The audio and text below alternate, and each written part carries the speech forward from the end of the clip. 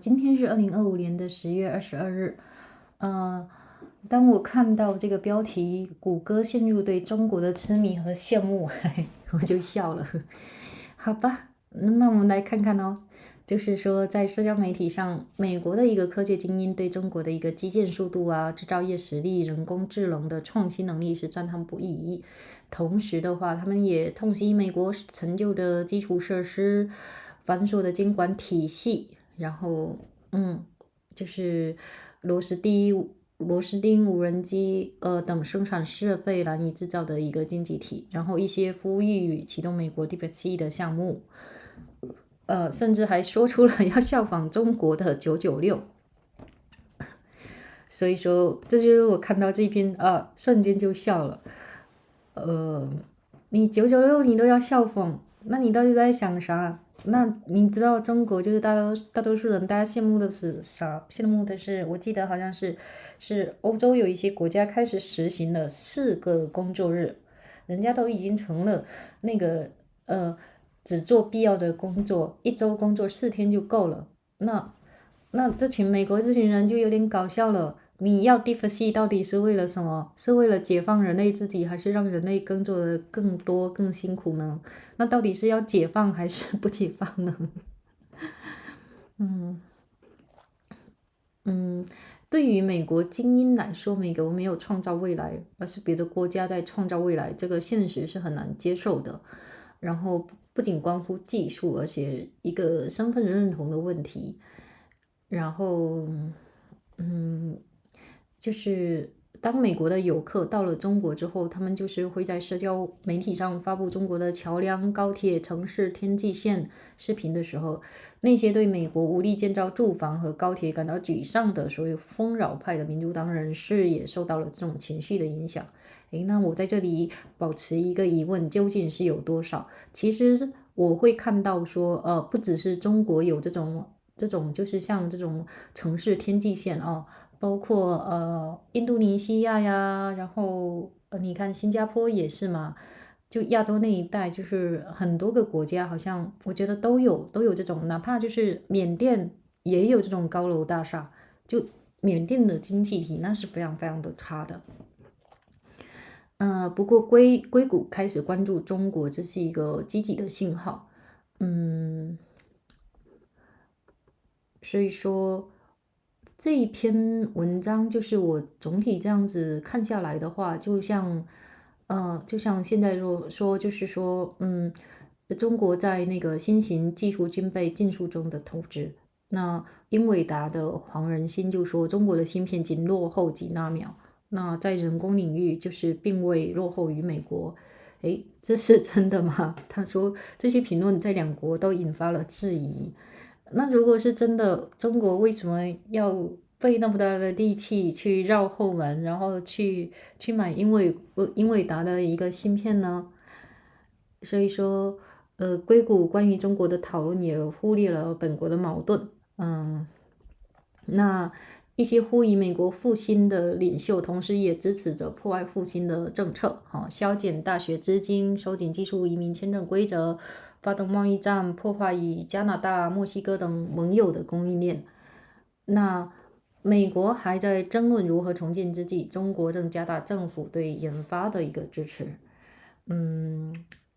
不过呢，就是说中国的体制，它尽管有种种的优势，也伴随着巨大的代价。就是说，同样是一套国家主导的模式，既造就了创纪录的大桥，但是呢，各省深陷债务泥潭，停滞不前的工资水平和脆弱的一个保障体系。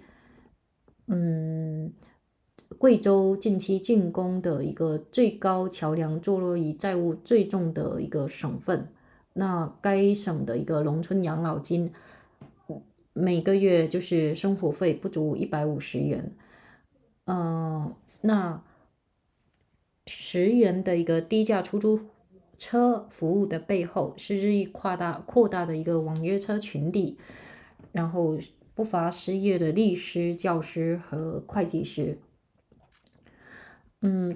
那中国的崛起它是事实，但也不是说无限度的。其成就和深层次的结构性是缺陷并存，正如美国的弱点和持久的优势共生一样。那硅谷对中国的羡慕，反映的是它自身的一个状态，折射出这个国家在失去自信后的一个挣扎。对吧？就是不要被单一的系数带跑。就是你举例发展有一个举例发展的好处，可是背后就是你很难看得很全面。我们就是当我们谈到说啊，中国就是 DeepSeek 什么什么的，这个厉害那个厉害的时候，但是其实更要去感受一下，就是我们身边的那些亲人朋友，也许他们有的过得好，然后可能你身边的亲朋好友他过得好，可是不代表着另一堆你看不到、你从来没有接触过的人是否也能一样好呢？比如说，你是否有朋友，他们就是在当出租车或者在各行各业，然后他们可能失业了或者怎么样，就是这些都是一个很背后的原因。我们不能去拿说，哎，在中国就是在呃在比如说BAT 之类的，就是一线头部公司拿着高薪的一个毕业生的工资，然后很光鲜的一个工作，去对比美国街头流落失所的吸毒的人群，对比不是做这样的对比的。就是说，每一个社会它都有它一个好的，所以更要用自己审视的眼光去看待和感受这一切，不要太盲目的崇拜。好的，那让我们一起来阅读一下这篇英文，然后也希望你能跟着我一起在了解一些时事的同时，然后也锻炼到了自己的英文。希望你也许是在吃饭的时候听，也许是在开车的时候听，也许就是睡前听一听，或者刷牙的时候听一听。这都是行的，但请给我一个关注，好不好？Silicon Valley has China envy and reveals a lot about America. Silicon Valley has a China envy program in social media posts, postcards, interviews, and newsletters. The rise of the American tech sector are marveling at China's speed in building infrastructure, its manufacturing might, and the ingenuity of the AI company DeepSeek. At the same time, they are lamented aging infrastructure and competition regulations in the United States, and an economy that can see to make school and jobs of the machine that manufacture them. Some have called for an American deep sea project, public industries, manufacturers full of reference to China, and even adopted China tech grueling 996 work culture 9 a.m. to 9 p.m. 6 days a week. As China races forward, moving goods, people, and information at machine speed, we risk being stuck in the past. A recent blog post from the venture capital firm Andreessen Horowitz warned, among Silicon Valley leaders and policy-minded Democrats, there is a fascination with China. It's a mix of curiosity, anxiety, and envy. Long-held assumptions about China are being re-evaluated. Suddenly, China, from once dismissed as copycats, are being studied for lessons on efficiencies and scale. China's top-down state that system is being reformed not as a political liability, as a model of efficiency and execution. Both narratives, China as chapter and China as corruption, are simplistic reactions to something far more complex, yet their popularity reveals something deeper about the American such as the nation struggles to adjust to a world where it is no longer the uncontested source of technological progress.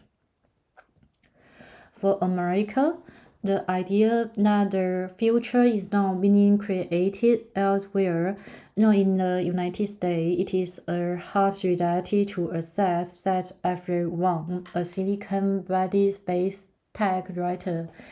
This isn't just about technology, it's a question of identity. The identity crisis touches more than tech. It informs the views of so-called abundant democrats frustrated by America's inability to build housing or high-speed rail, as American tweets, post social media videos of China's bridge, trains, and skylines. The new admiration for China highlights both how little Americans understand about the country and how disillusioned many have become with their own. By holding China up as a mirror, American is seeing its own strengths and weaknesses more clearly than it has in decades. Tech leaders are right to be alarmed. The old American model, we innovate, we build, we export, collapsed after the United States outsourced much of its manufacturing capacity. Now, America mostly designs while China increasingly embodies the earlier American model of building and producing. In a tense geopolitical environment defined by supply chains, the ability to manufacture has become both strategic and existential. The challenge goes beyond traditional manufacturing. Integrating artificial intelligence with hardware is essential. Machines today are hardware versions of software. They are the embedded version of AI, said Mac Engine, the venture capitalist. The car is not just steel and a glass anymore, it's a rover on wheels. He concedes that China is ahead on everything involved in building physical things and much more advanced in uniform hardware and AI manufacturing. It's a positive sign that Silicon Valley is paying attention to China. All along, Chinese entrepreneurs has spent decades studying the United States. They have read the biographies of Steve Jobs and Elon Musk, devout the translations of 0 to 1, the book by Peter Shields and Blake Masters. They have built business models and management philosophies along Silicon Valley's playbook. American companies are racing to build machines more intelligent than humans. Yet, if Silicon Valley studies China closely, it will find that China's AI industry is not obsessed with artificial general intelligence or AGI. Chinese entrepreneurs are focused on applying AI to survive this device and manufacturing. I talk to a lot of people who work in the tech industry in China. Rarely do they mention AGI. In an opinion essay in the New York Times, Eric Schmidt, the former Google chairman, and his colleague Selina Xu urged Silicon Valley to be less upset with AGI and to learn from their Chinese peers to help integrate AI into daily life. This is yet another example of China's pro-mentive versus America's idealism. American policymakers and Silicon Valley need to assess China and its tech center realistically, its strengths and limits, and will truly lies behind its efficiency and scale. China's tech science, like Americans, has visionaries and false triumphs and dead ends. The current narrative is swaying from underestimation to overestimation. Part of the reason American tech leaders amplify China's capabilities or its threats is to pressure Washington into squeezing their Chinese peers with tariffs and regulations and to win federal funding by forming China's rise as an existential challenge. They can push their government to pour money into their industries. The more they can alarm US politicians and their publics, the greater their leverage and the more power they ultimately gain. Alistair Wang, when he was chief executive of the startup Scale AI, urged President Trump to expand federal AI support to match China's investment in a new kind of technological arms race. Johnson Huang, chief executive of NVIDIA, has claimed that Chinese chips are only nanoseconds behind and that China is not trading the United States in AI. Such assessment draws skepticism in both countries, but they reveal how China has become the default benchmark in nearly every frontier field. Yet Silicon Valley's China conversation often overlooks contradictions at home. Some leaders urging a U.S. revival also support policies that undermine it, cutting university funding, tightening visa rules for skilled immigrants, and waging trade wars that dispute supply chains with alike like Canada and Mexico. While the United States debates how to rebuild, China is doubling down on government support of research and development. But all of these strengths, China's system carry enormous costs. The same state-driven model that builds record-breaking bridge has their province buried in debt. Behind the policy image of AI devs and high-speed railways lie stagnant ways and a frail social safety net.